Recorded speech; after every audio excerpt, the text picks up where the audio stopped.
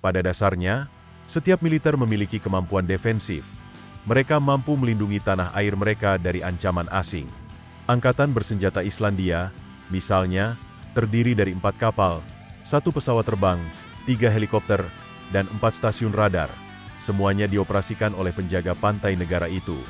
Di luar unit penjaga perdamaian paramiliter kecil yang terdiri dari sukarelawan, negara itu hampir tidak memiliki kemampuan untuk ditempatkan di luar negeri. Faktanya, konstitusinya bahkan tidak memiliki mekanisme untuk menyatakan perang. Beberapa militer membangun kemampuan defensif mereka dengan kemampuan ekspedisi terbatas, yaitu kemampuan untuk melakukan operasi skala kecil di luar negeri. Ini membutuhkan campuran peralatan, pelatihan, dan perencanaan yang mahal. Sementara itu, kemampuan domestik dapat bersifat permanen dan stasioner. Semua kemampuan ekspedisi pada dasarnya harus dirancang untuk bersifat sementara dan bergerak. Ini membatasi kemampuan untuk menembakkan rudal hingga kemampuan untuk memasak sarapan, yang meningkatkan biaya dan kompleksitas secara dramatis. Karena alasan ini, kemampuan ekspedisi skala besar sebagian besar terbatas pada militer dengan pendanaan terbaik, seperti Prancis, Inggris, atau Kanada. Namun, kemudian ada militer Amerika. Itu adalah kelasnya sendiri. Sedangkan sebagian besar negara dapat bertahan di dalam negeri dan beberapa dapat ditempatkan di luar negeri, militer Amerika memiliki postur strategis yang agak tunggal. Mereka pada dasarnya telah mengubah seluruh dunia menjadi wilayah kekuasaan mereka sendiri. Tujuan mereka lengkap, yaitu kemampuan untuk melawan segala jenis pertempuran di lokasi manapun dan kapanpun bagi orang Amerika. Itu mungkin terdengar seperti fungsi bawaan militer, tetapi itu adalah pendekatan unik Amerika. Sebagian besar militer hanya dirancang untuk menanggapi ancaman regional yang relevan dan dapat meningkatkan skala untuk melancarkan perang di luar negeri jika perlu, untuk dapat memenuhi misi yang mencakup semuanya ini. Militer Amerika memiliki tingkat fleksibilitas dan globalitas yang tak tertandingi oleh yang lain, yang menimbulkan serangkaian biaya luar biasa yang hampir tak ada habisnya untuk pasukan. Mereka membayar untuk memproduksi merek pribadi mereka sendiri dari tenderloin ayam dan mengirimkannya ke seluruh dunia, ke tempat-tempat seperti pangkalan ini di Turki Tenggara. Mereka menjalankan toko kelontong di sana karena mereka memiliki ribuan stasiun anggota layanan di sana, karena di sanalah mereka menyimpan sekitar 50 hulu ledak nuklir jika mereka memutuskan untuk menggunakannya di Eropa, Afrika, Timur Tengah, atau di tempat lain. Mereka juga membayar tim olahraga profesional untuk menggabungkan upacara patriotik yang menghormati anggota layanan masa lalu dan sekarang ke dalam permainan mereka, untuk membantu meningkatkan perekrutan ke tingkat yang dibutuhkan untuk mengisi semua peran mereka di seluruh dunia. Mereka membayar untuk mengembangkan robot humanoid bipedal yang terkadang viral, karena mereka percaya bahwa di masa depan, mereka dapat memperoleh keunggulan kompetitif terhadap pasukan lain dengan mengintegrasikan robot-robot ini ke dalam barisan mereka dan memenuhi tugas-tugas yang paling membosankan, kotor, dan berbahaya. Biaya-biaya ini tumbuh dan tumbuh di atas satu sama lain, kemudian menyebar ke seluruh dunia dari sudut pandang spasial dan logistik yang mencakup dunia. Ini tidak kurang dari tugas yang sangat menantang dan mahal. Kemudian ada komponen temporal, memastikan bahwa prajurit yang tepat, dengan senjata dan teknologi yang tepat, berada di lokasi yang tepat. Ini memerlukan pendekatan prediktif dan perencanaan proaktif, serta memprediksi seperti apa peperangan di masa depan. Mempersiapkannya juga merupakan usaha yang sangat mahal. Ambil contoh USS Freedom, yang pertama dari jenisnya, kapal tempur lokal yang ditugaskan pada tahun 2008. Dengan panjang kurang dari 120 meter, kapal ini kekurangan ukuran. Namun, lebih dari sekadar menebus kompleksitas desain dan teknologi canggih, kapal ini mewakili 2 dekade penuh perencanaan, prediksi, penelitian, dan pengembangan, kontrak, serta komisioning, dedikasi waktu dan sumber daya yang hampir tidak terbayangkan. Namun, ini mulai masuk akal ketika mempertimbangkan harapan ketika dipahami pada tahun 1990-an. Kapal tempur lokal ini dimaksudkan untuk memimpin Angkatan Laut Amerika selama setengah abad berikutnya. Dengan berakhirnya Perang Dingin, Angkatan Laut Amerika mendapati dirinya kelebihan indeks dalam kapal perang yang dirancang untuk berpatroli dan bertempur di laut lepas. Tiba-tiba, tanpa saingan yang sebanding, Amerika Serikat adalah satu-satunya negara adikuasa Angkatan Laut Dunia, dan armadanya perlu mencerminkan tatanan baru ini. Sekarang, perang baru yang unggul dengan bajak laut, teroris, dan gunrunners meluncur di sepanjang pantai membutuhkan sesuatu yang lincah, cepat, dan cukup fleksibel untuk mengimbangi di antara perairan pantai, di mana ancamannya beragam dan peperangan seringkali asimetris. Untuk mengisi kekosongan ini, pejabat Angkatan Laut menyajikan dua ide, DD-21, bentuk yang lebih besar yang mampu bertahan di perairan pantai yang sempit, atau apa yang disebut perencana Street Fighter, pilihan yang lebih kecil, lebih ramping, dan jauh lebih murah. Lompatan Street Fighter ini lebih menarik. Mereka membutuhkan awak yang lebih kecil, dan mereka akan cepat mampu mengejutkan musuh. Mereka akan memiliki siluman, dan dengan munculnya teknologi hull baru, mereka akan cukup ringan untuk mendorong 45 knot sambil tetap memiliki jangkauan di seluruh lautan dan membawa muatan. Jika itu tidak cukup untuk membuktikan masa depan, konsep seperti itu juga akan menjadi modular, mampu mengganti sistem senjata dan kit agar sesuai dengan misi yang berbeda, dari pertempuran permukaan hingga penyapu pikiran. Namun, pada tahun 2000, pesawat tempur jalanan seperti itu hanyalah sebuah konsep yang dengan cepat diserahkan Angkatan Laut kepada kontraktor swasta setelah terbukti terlalu sulit untuk diaktualisasikan di rumah. Angkatan Laut kemudian memasuki perjanjian dengan General Dynamics dan Lockheed Martin untuk masing-masing memproduksi dua kapal dalam dua model terpisah. Angkatan Laut menyerahkan proyek tersebut ke sektor swasta dengan asumsi bahwa persaingan antara keduanya untuk kontrak Littoral Combat Ship atau LCS di masa depan akan menghasilkan andalan abad ke-21. Namun, ruang lingkup yang menakutkan mulai menambah label harga. Angkatan Laut berharap kapal-kapal ini bisa datang dengan harga yang relatif murah, menurut standar pembuatan kapal, di suatu tempat antara $150 hingga $225 juta per unit. Pada tahun 2009, Amerika memiliki dua kapal, satu dari setiap kontraktor, tetapi tidak empat, karena kelebihan anggaran pada kedua model sangat ekstrim sehingga Angkatan Laut membatalkan kontrak untuk yang kedua dari masing-masing. Apa yang seharusnya berada di angka $200 juta paling banyak telah membengkak menjadi sekitar 2 kali lipat harga. Masalahnya adalah, LCS tetap menjadi roda penggerak penting dalam armada Angkatan Laut zaman baru yang direncanakan, dan mereka perlu membeli jauh lebih dari 56 dari mereka sebenarnya, atau 82, atau 63, atau 55, atau yang terbaru 52, tergantung pada kapal mereka yang berkembang untuk proyeksi struktur. Tetapi tidak peduli berapa banyak yang mereka butuhkan, mereka banyak dan membutuhkannya dengan cepat, karena LCS diharapkan untuk mengganti penyapu ranjau dan frigate yang sudah ketinggalan zaman. Masalah dengan LCS Angkatan Laut saat ini mulai terlihat. Secara umum dalam pembuatan kapal, kapal dapat memiliki jangkauan, kecepatan, dan muatan berat, tetapi tidak dapat memiliki ketiganya sekaligus. Dengan kecepatan sebagai mandat utama, baik General Dynamics maupun Lockheed Martin harus kreatif dan membuat pengorbanan.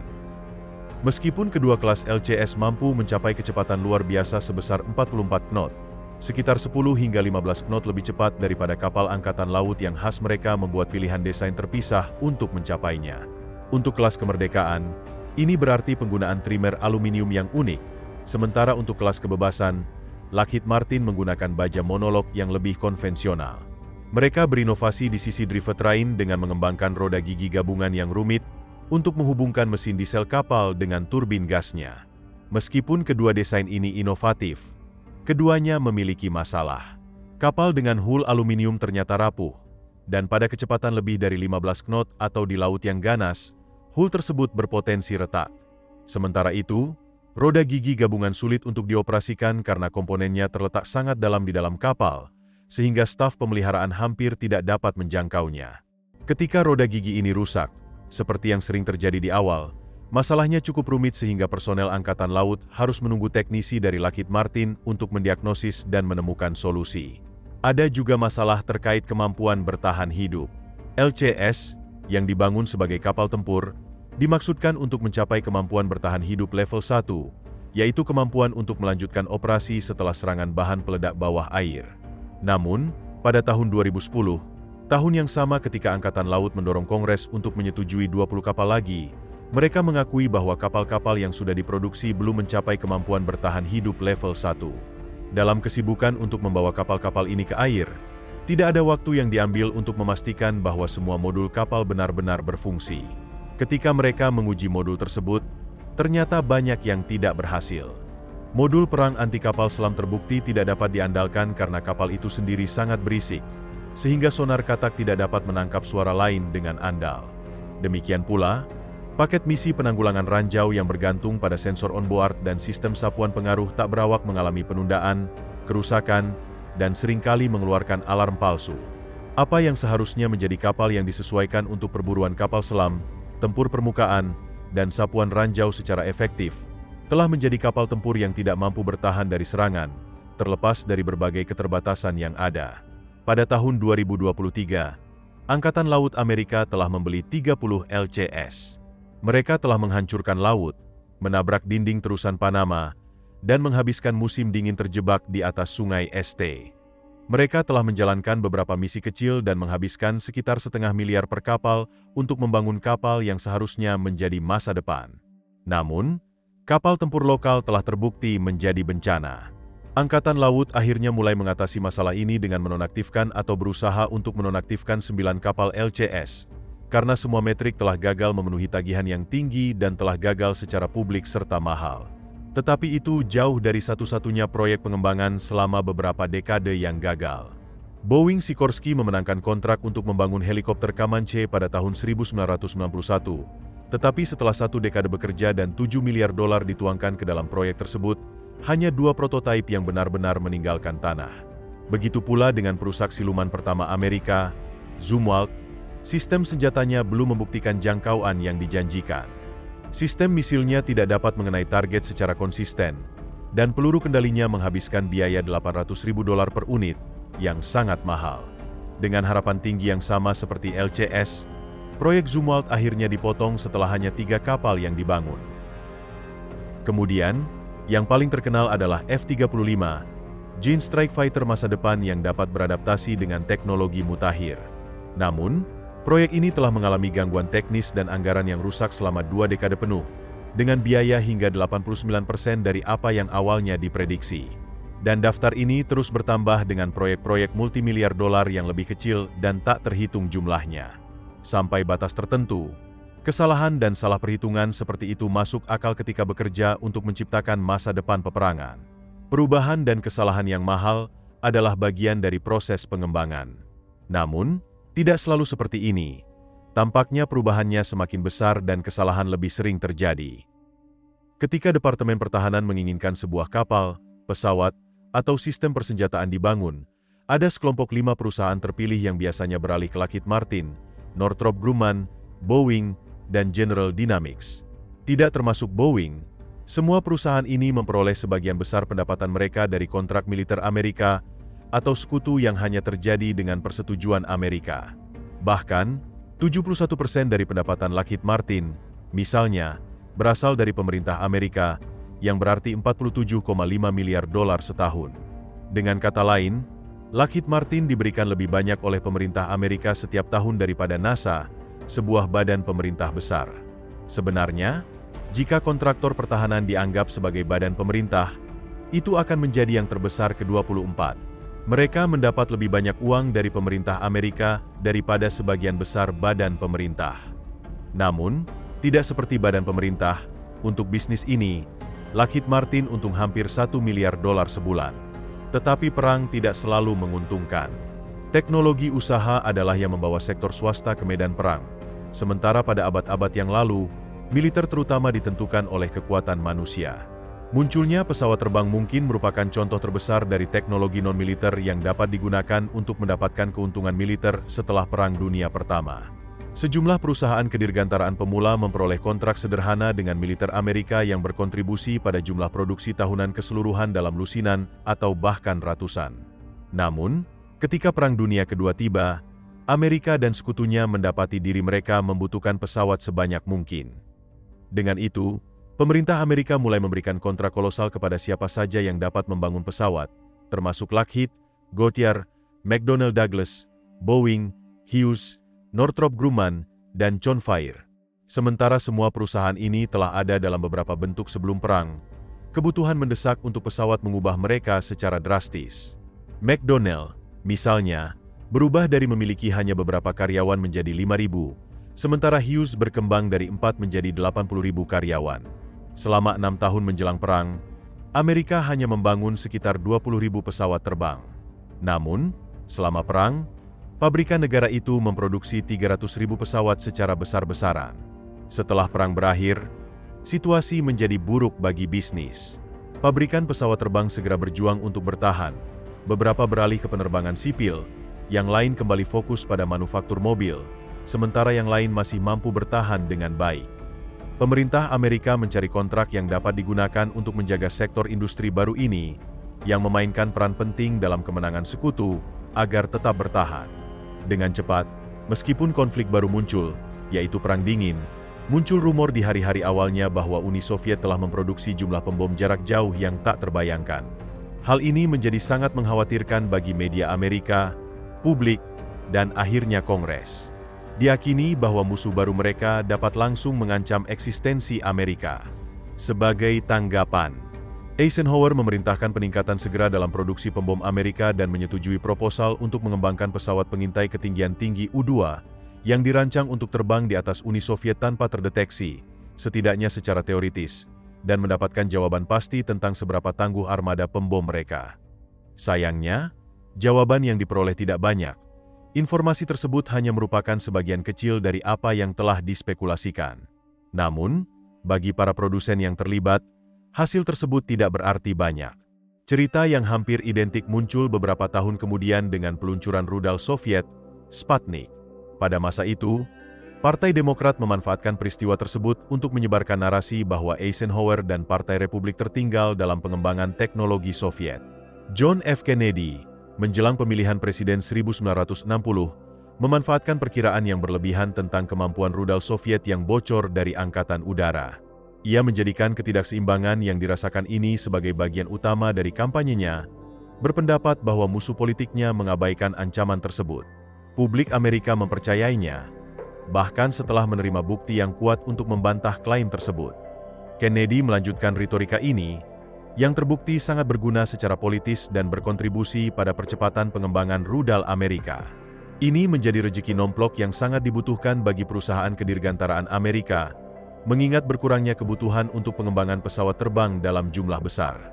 Insiden ini sebenarnya memicu penggunaan pertama frasa kompleks industri militer dalam pidato perpisahan Eisenhower, di mana ia memperingatkan tentang bahaya fenomena tersebut.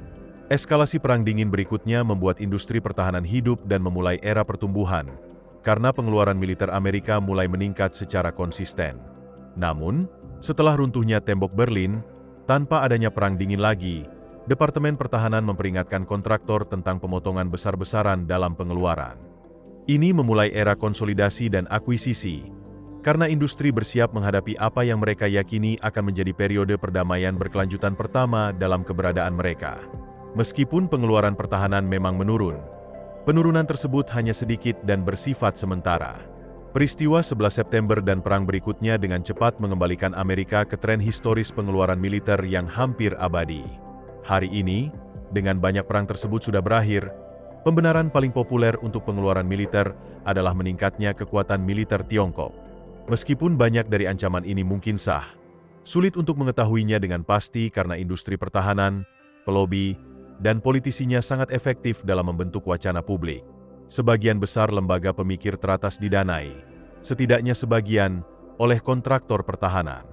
Lembaga pemikir yang sama ini digunakan oleh politisi dan media sebagai pembenaran untuk pendanaan dalam menghadapi ancaman baru, mengabaikan pertanyaan yang lebih tidak dapat diketahui tentang apakah mengobarkan perang demi keuntungan industri pertahanan efektif. Dalam praktiknya, tidak dapat disangkal bahwa struktur insentif ini ada. Namun, mungkin bukti terbaik untuk pengaruh fenomena ini adalah fakta bahwa pengeluaran militer yang disesuaikan dengan inflasi saat ini mendekati level yang sama seperti pada masa Perang Dunia Kedua, meskipun tidak ada keterlibatan aktif Amerika dalam konflik besar. Tentu saja, orang masih dapat memperdebatkan apakah tingkat pengeluaran ini dibenarkan oleh lanskap geopolitik saat ini. Namun, yang tidak dapat disangkal adalah bahwa pembayar pajak mendapatkan semakin sedikit untuk uang mereka. Ada saat ketika pengeluaran pertahanan memiliki efek hilir yang sangat besar. Militer Amerika merupakan kekuatan finansial utama di balik pengembangan inovasi yang mengubah dunia, seperti teknologi nuklir, GPS, dan internet. Sebenarnya, pada tahun 1960-an, sepertiga dari seluruh pendanaan penelitian dan pengembangan dunia berasal dari pengeluaran terkait pertahanan Amerika. Namun, saat ini, bagian itu telah menyusut menjadi hanya 3%. Apa yang dulunya mungkin merupakan kekuatan paling inovatif di dunia kini, mengalami penurunan signifikan dalam hal tersebut. Industri otomotif Amerika, misalnya, telah mempercepat laju pengembangannya dan kini dapat menghadirkan mobil ke pasar lebih cepat. Sementara itu, industri pesawat komersial Amerika mengalami tren yang sedikit lebih lambat. Namun, di ranah pesawat militer, sesuatu yang dramatis telah terjadi. Waktu pengembangan yang dulunya membutuhkan 3, 5, atau 7 tahun kini membentang menjadi beberapa dekade. Salah satu bagian utama dari masalah ini adalah bahwa pemerintah telah mengambil inefisiensi dari sektor publik dan mendorongnya ke sektor swasta, di mana mereka dapat diuntungkan. Ketika mengembangkan pesawat atau kapal generasi baru, Departemen Pertahanan menetapkan parameter ketat yang membalikkan struktur insentif tradisional. Sebagian besar industri melihat sektor swasta berinovasi untuk menciptakan produk baru yang diinginkan oleh pelanggan mereka. Dalam konteks ini, pelanggan memberitahu sektor swasta apa yang mereka inginkan, dan industri ini menghabiskan banyak uang untuk melobi. Banyak di antara mereka dulunya bekerja untuk Departemen Pertahanan, untuk membentuk kontrak sesuai dengan apa yang dapat mereka bangun dengan penelitian dan pengembangan yang berisiko minimal. Hal ini menghambat inovasi. Bahkan kemudian, risiko bagi kontraktor dikurangi lebih lanjut, karena sebagian besar kontrak diberikan berdasarkan sistem biaya plus. Ini berarti pemerintah membayar untuk apa yang dibutuhkan untuk membangun teknologi tertentu, dan kemudian kontraktor mendapatkan persentase tambahan sebagai keuntungan. Sistem ini secara langsung menghilangkan insentif efisiensi biaya. Semakin mahal biaya proyek, semakin banyak keuntungan yang diperoleh kontraktor. Sementara dalam industri normal, kontraktor akan tetap diberi insentif untuk efisiensi agar dapat memenangkan kontrak berikutnya. Dalam industri ini, 2/3 dari kontrak sistem persenjataan utama, misalnya, hanya dimiliki oleh satu perusahaan. Lebih parah lagi, banyak kontrak diberikan tanpa proses penawaran yang kompetitif. Yang paling mengkhawatirkan, beberapa kontrak diberikan kepada perusahaan yang tidak efektif yang sedang berjuang, hanya karena pemerintah Amerika tidak ingin perusahaan tersebut bangkrut dan kehilangan kemampuan manufakturnya. Ini mungkin menjadi salah satu pembenaran terkuat untuk pengeluaran militer yang tidak mampu ditanggung. Jika kontraktor seperti Lockheed, Boeing, atau Raytheon bangkrut, mereka adalah satu-satunya perusahaan di dunia yang mampu memproduksi teknologi yang memberikan kekuatan tempur dengan keunggulan teknologi. Situasi ini menciptakan kondisi di mana perusahaan-perusahaan ini dianggap terlalu penting untuk gagal, dan mereka menyadari hal itu. Akibatnya, mereka dapat mengambil keuntungan dari kebutuhan mereka, bukan dari efektivitas mereka. Fenomena ini hanya menggores permukaan dari insentif yang membuat kompleks industri militer tetap hidup. Pada intinya, hal ini sangat sederhana, baik untuk politisi secara politik dan baik untuk kontraktor secara ekonomi untuk menciptakan persepsi masalah yang sebenarnya tidak ada. Tidak ada yang dihukum ketika ancaman tidak terwujud. Sebenarnya, mereka dapat berargumen bahwa tanggapan mereka terhadap ancaman tersebut menguntungkan mereka secara politik atau ekonomi.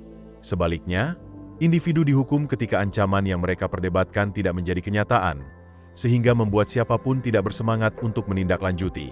Ketakutan adalah emosi yang sangat kuat, dan pada intinya, kompleks industri militer telah menciptakan sistem yang sangat efektif untuk memanfaatkannya. Terima kasih telah menonton dan sampai jumpa.